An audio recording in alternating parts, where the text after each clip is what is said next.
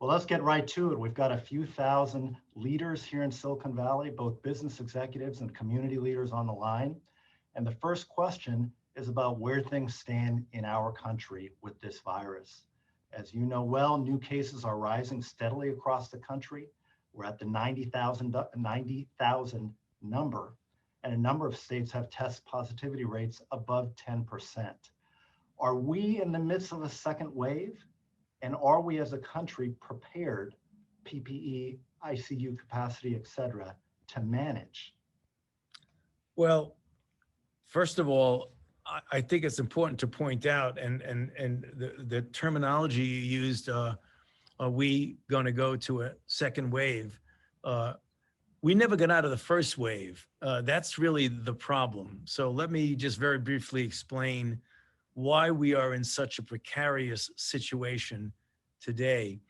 When we first got hit badly, it was dominated predominantly by what was going on in the New York metropolitan area, where in the spring, about 40% of the cases, as the hospitalizations and the deaths, were there. But as they came back down, we never got down to a real low baseline because the other areas of the country began to get hot, as it were, in the standpoint of cases. So our baseline, unlike Europe, which when they got hit badly, they came down to a very low baseline. Our baseline was about 20,000 new cases a day. Then we tried to, you might recall, Ahmad, open up the economy, as it were. And we had some guidelines that if followed strictly, I think the situation would have been a little bit different, but we were very disparate among different states and cities of how we did it. And as we tried to do that, we saw a resurgence of cases predominantly dominated by southern states, Florida, Georgia, Texas, Arizona, and Southern California, that went up to about 70,000 cases a day, which then came back down to 40,000 and stuck at 40 for a month or two. Now, fast forward to today, what you just described, we're seeing hotspots literally throughout the entire country, so that we're now averaging on a weekly basis about 70,000 cases a day, where more than 40 states are upticking with increases in cases, which will ultimately lead to increases in hospitalizations and then ultimately with increases in deaths. So we're breaking records for daily numbers of cases. Several months ago, I testified before a Senate committee, and I said, if we don't get control of this, we might get 100,000 cases a day. And I was blasted for that because they were saying I was being too alarmist. We're getting close to that right now. And one of the things that's of great concern to me is that as we enter into most regions of the country, into the cool months of the fall and the cold months of the winter, much of what is going to be done indoors. And indoors, when you have a respiratory disease, is a very problematic situation. So I'm concerned, unless we do something to turn this around, we're going to have a very difficult, very painful winter as we enter into those cold months. You know, just to finish by my first statement, there are 5 things that you can do without necessarily shutting the country down. No one has an appetite to shut the country down again. But if we have universal wearing of masks, physical distancing, avoiding congregate settings and crowds, and doing things more indoors versus outdoors and washing hands, we do not necessarily have to accept the inevitability of these major surges that we're seeing. Because if we do, as we get into November, December, and January, it's going to be a very, very difficult time in the United States. Thank you, Dr. Fauci. You've outlined a precarious situation, and maybe to pivot, a positive pivot here with the vaccine. Where do things stand in terms of the realistic timeline for a vaccine? Well, you're right. Let's pivot. I pivot for some sobering things that I told you to something that's relatively good news. So the federal government has been subsidizing either in the development of or the facilitation of the clinical trials of 6 separate vaccines, 5 of which right now are in advanced phase 3 clinical trial to determine efficacy as well as safety. 2 of the candidates of the 5 have gone into phase 3 trial on July 27th. They are having anywhere from 30,000 to 44,000 and up to 60,000 individual volunteers per trial. Right now, 2 of those trials are fully enrolled, the Moderna trial and the Pfizer trial, which means that we should be able to get an inkling of whether or not we have a safe and effective vaccine sometime in mid to end of November, beginning of December. I'm cautiously optimistic, although you can never guarantee when you're dealing with vaccine development, but I'm optimistic based on preliminary data from the phase 1 study that we will in fact have a safe and effective vaccine. I don't know how effective it's going to be. I hope it's going to be somewhere around 70 to 75%, but we won't know that until we complete the trial. If we are successful, we will be able to start administering vaccine doses by the end of this calendar year, or more likely in the beginning of 2021. And then the doses, and there will be hundreds of millions of doses being produced already, will gradually, in a graded fashion, get distributed to those who are in need of it over the subsequent 4, 5, 6 months, so that hopefully by the time we get to the 3rd quarter of 2021, we will have vaccinated the vast majority of people, provided people want to get vaccinated. That's one of the issues we're going to face. There's some skepticism about vaccines, which we have to overcome by outreach into the community. Well, Dr. Fauci, let me ask you that question directly. And the polling data, which I'm sure you've seen here in California, about 2/3 of respondents, this was earlier this month, the Public Policy Institute of California, had concerns about the virus and that it was being rushed. And when we look at these numbers that show, certainly in California, a pretty high level of mistrust. And as you know well, there's a lot of information out there that's not accurate.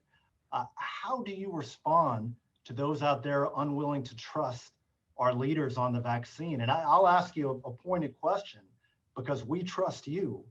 Will you be an early vaccine recipient or make a definitive statement on the safety and efficacy of the vaccine when it's available?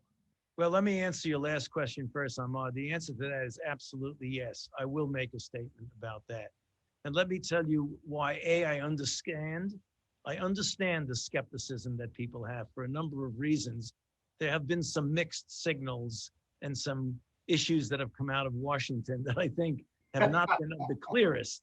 You're very kind, Dr. Fauci. Yeah. Yes, let's be somewhat discreet about this. So I understand that. So the way around that is to be completely transparent with the American public of what the process is in the decision of the determination of whether a vaccine is safe and effective, so that the American public will understand and appreciate and believe that this is something that will be for their own good and their own protection. So let me very briefly go through it.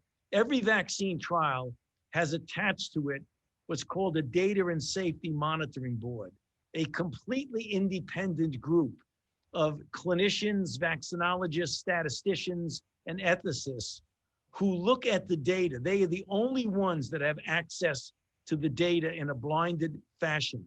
They answer to no one. They don't answer to the president. They don't answer to the pharmaceutical company.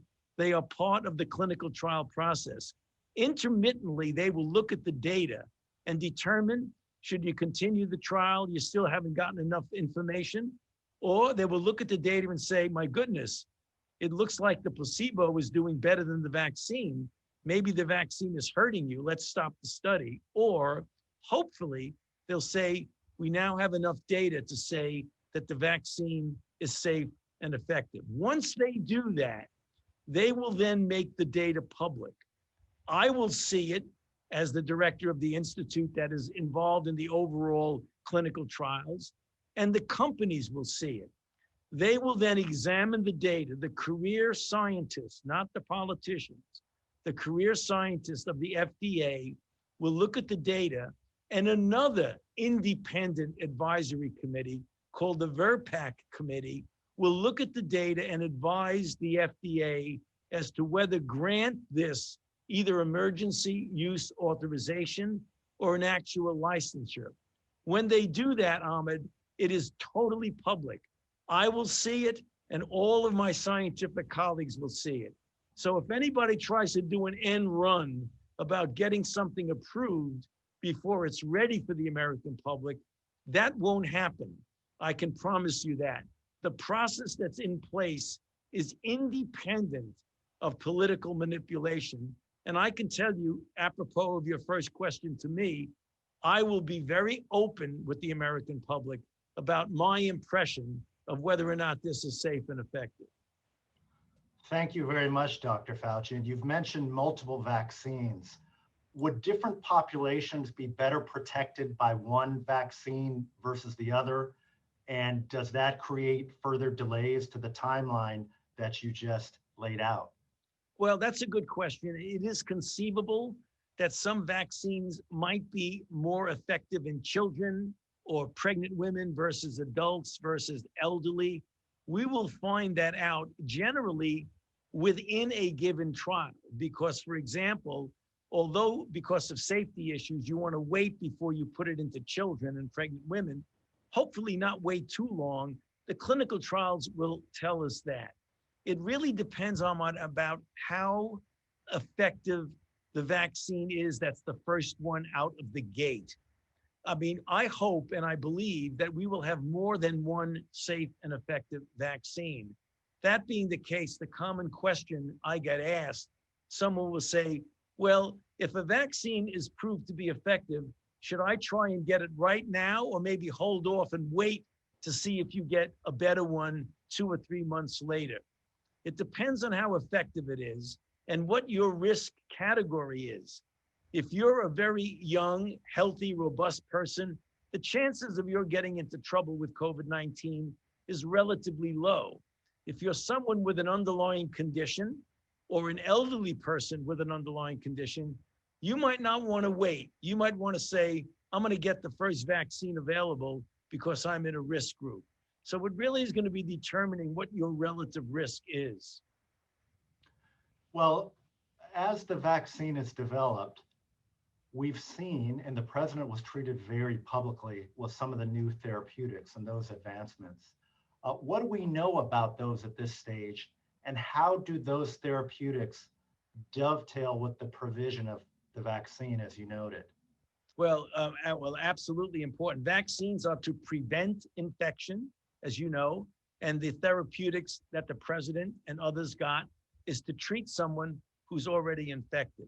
We have some good treatments for advanced disease, and that's the reason why the death rates are going down, even though we're having a lot of new infections, because we know how better to treat people, and we have tools that have been proven in randomized placebo-controlled trials to be effective in diminishing the death rate. Now, what we really do need a lot more of, and there are many clinical trials that are aimed at getting information to prove or not the effectiveness of these drugs, are things that are given early. Like if you or I got infected and we had symptoms, what do we need to do to prevent us from having to go to the hospital or to prevent us from getting advanced serious disease that might require intensive care? There are a number of clinical trials looking at convalescent plasma, monoclonal antibodies, hyperimmune globulin, and a number of other interventions. So I would expect that in the next month or so, you're going to be seeing a number of more therapies, particularly those that can be given early in the course of disease. Well, Dr. Fauci, before we move to our regional panel, I want to make sure to ask a question about you. I get real mad when people say things that aren't nice about you. And a lot of us, and a few thousand of the executives on the line feel the same way. So we've got your back here in Silicon Valley. But how do you do self-care in this pandemic? And what can our executives and community leaders learn from you about your routine and resiliency through what is an extremely trying time, certainly for you? Well, first of all, thank you for your offer to cover my back. Every once in a while, I need that in addition to my wife, who's always there covering my back. Well, you know, I don't think I should be an example, Ahmad, of how one should be taking care of themselves in this, because I'm in a very unusual position in that I'm running the institute that's responsible for the development of the vaccines and the therapies at the same time as being a member of the White House Coronavirus Task Force. So I have to say I haven't gotten a day off since January, which is not a healthy thing. Literally, I have not had a day off since January, and the hours are really grueling, but it's one of those things that I just say, and I don't mean this in a heroic way, it just is what it is. I just have to suck it up and say, this is a very unusual time. My time will come to kick up my heels and, you know, have a beer or something, but right now it's not going to happen. There are just too many important things going on. So don't use me as a model for health. Well, you've earned it. And now we'll go to our larger regional panel.